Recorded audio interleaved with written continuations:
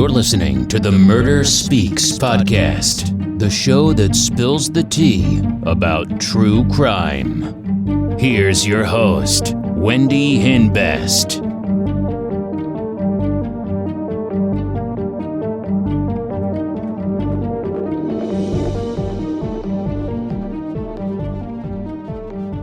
Hey, welcome back to Murder Speaks. Hope everyone's having a great week.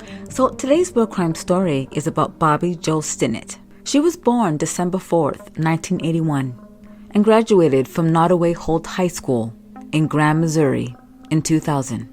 Bobbie Jo and her husband Zeb ran a dog breeding business from their residence in Skidmore. Now, Skidmore is a small town with a population of 250. Bobbie Jo and Zeb were high school sweethearts, and they were expecting their first baby, a girl, in January 2005. Bobbie Jo bred rat terrier dogs, and she was frequently on an online forum called Ratter Chatter for that breed. And that's where she met 23-year-old Lisa Montgomery. So you're planning to hang out with some friends or go to the gym, and you don't know what to wear, and you're so bored of all of your clothes. This is why Crystal Kiss offers a wicked selection of true crime merch to bring your wardrobe to life. From hoodies, leggings, and t-shirts to joggers, crop tops, and tank tops, Crystal Kiss has you covered. Make a fashion statement with Crystal Kiss. Check out crystalkiss.com today. They became friends and started talking to each other. And Lisa told Bobbie Jo that she was also pregnant.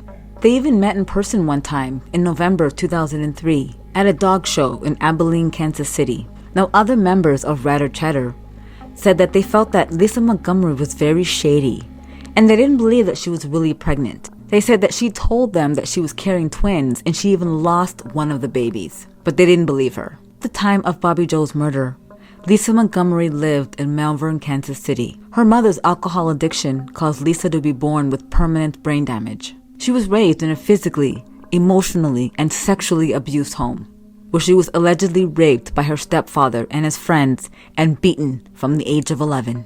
And when Lisa was 14 years old, her mother discovered the abuse, and instead of reacting like a normal mother would do, she threatened Lisa with a gun. Now, Lisa tried to escape all this madness by getting married at the age of 18, but both her first and second marriage resulted in abuse. Now, Lisa ended up having 4 children before she had a tubal ligation in 1990.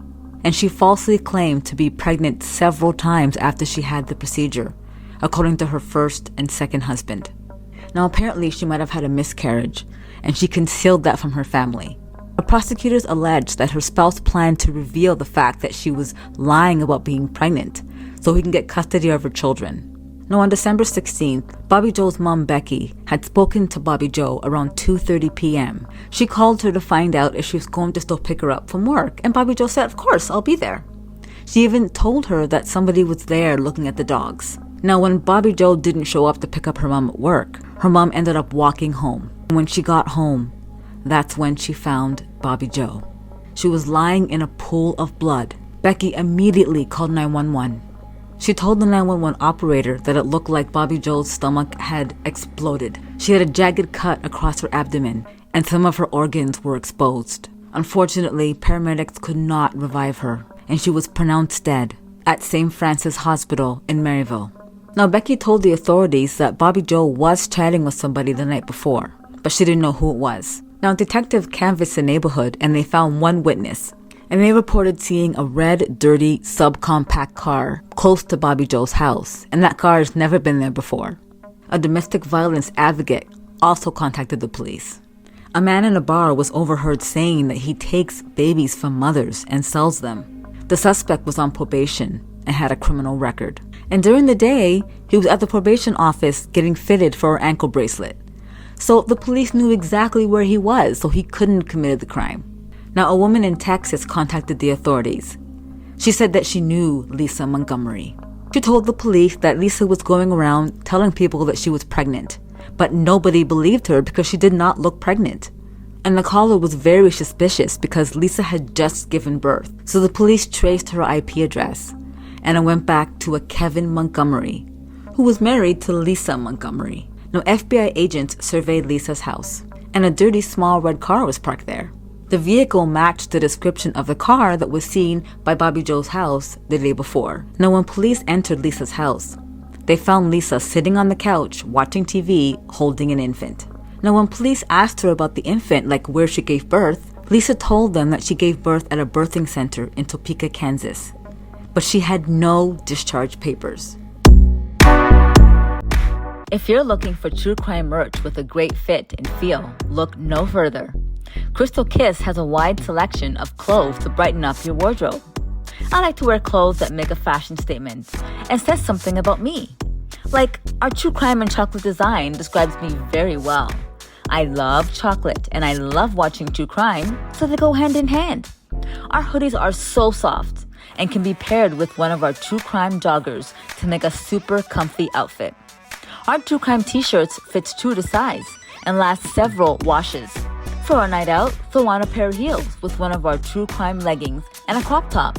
Whatever you're doing, Crystal Kiss has you covered. You people in the US, get free shipping when you order 3 or more items. You can also use discount code MURDER15, that's MURDER15, and save 15% off your entire order. Check out our wicked selection of true crime merch today at crystalkiss.com. So investigators secretly contacted the birthing center where Lisa said that she was at, but there had been no births on December 16th. So the authorities asked Lisa if they can hold the baby so they can talk, and Lisa's like, sure, no problem. And they were actually surprised by that. So they took Lisa down to the station and started to question her. And when she was separated from her husband, she told the police that she had given birth at home and that she had help from 3 friends. So the police asked her for the contact information of those 3 friends. And then she changed her story. On December 17th, police arrested Lisa Montgomery. A witness later reported that on the morning of her arrest, Lisa went out for breakfast with her husband, her 2 sons, and an infant. Now, police interviewed Lisa's husband. He claimed he left home at 7 a.m. for work at a manufacturing plant, and he knew nothing about the crime. But the police were thinking, like, how could you not know anything? Like, how could you not know that she wasn't pregnant? But his alibi checked out, so he was cleared. Apparently, Lisa called her husband around 5:15 p.m. that day, telling him that she was on a shopping spree in Topeka and then she gone into labor and had given birth. She told them that the baby belonged to Bobbie Jo Stinnett. She was stalking Bobbie Jo Stinnett online, and she studied how to do a C-section. Now, in order to get close to Bobbie Jo Stinnett to steal her baby, she pretended to be a woman named Darlene Fisher, who was interested in buying a rat terrier. Now, after Lisa Montgomery, aka Darlene Fisher, made plans with Bobbie Jo Stinnett online to buy a dog, she ended up driving all the way to Bobbie Jo's house from Malvern, Kansas City to Skidmore, Missouri. She had rope and a knife in her jacket. She went there with a syringe and a clamp. On December 16th, 2004, Lisa Montgomery entered Bobbie Jo's residence. She strangled Bobbie Jo, and then with her knife, she cut the fetus out of Bobbie Jo's stomach, and then she fled the scene. Now, in Lisa Montgomery's car, they found a note with Bobbie Jo's address written on it. They also found a bloody knife and a rope knotted with hair. Now, a search of Lisa's computer shows that Lisa was tracking Bobbie Jo's pregnancy. It also shows that she researched how to do C-sections and arranged a meeting with Bobbie Jo on December 16th. Now, the autopsy reports show that Bobbie Jo was strangled. That's not how she died. She died because she bled out. Blood between her toes showed that at one point she was standing up. She was obviously trying to fight for hers and her unborn child's life. Investigators believe that Bobbie Jo was unconscious, but she came to during the C-section when the knife was plunged in her abdomen. On October 22nd, 2007, jurors found Lisa Montgomery guilty, rejecting the defense claim that she was delusional. On October 26th, the jury recommended the death penalty. They weren't playing around, and she was sentenced to death April 4th, 2008. This verdict marked the first woman to be sentenced to death by the federal government since 1953. Now, Lisa was housed in a Texas federal prison for special needs inmates, where she received psychiatric and mental health care. From 2008 until her death, Lisa was executed by lethal injection January 13th, 2021. Bobbie Jo's husband Zeb and her mother, Becky Harper, raised Victoria Jo, and they still reside in Skidmore, Missouri. Wow, what a crazy story. Now, in my opinion, Lisa Montgomery was not crazy, okay? She knew exactly what she was doing. This was all premeditated. She planned this out. She stalked Bobbie Jo online. She pretended to be Darlene Fisher. She went online and searched how to do a C-section. She drove over there with a knife and rope and even had like a clamp. Like she planned this from the beginning. She knew exactly what she was doing. She was not crazy, okay? She knew exactly what she was doing. Lisa Montgomery was a psycho. She wasn't crazy, but like she knew what she was doing. But she was a very sick person. To be able to cut a baby out of somebody, it takes a special person to do something like that. I'm just thankful that Bobbie Jo's baby was raised by her husband and her mother. For everyone out there who knew Bobbie Jo Stinnett, I'm very sorry for your loss. Thank you so much for joining me on this week's episode of Murder Speaks. I hope you enjoyed it. Don't forget, I do have a Patreon.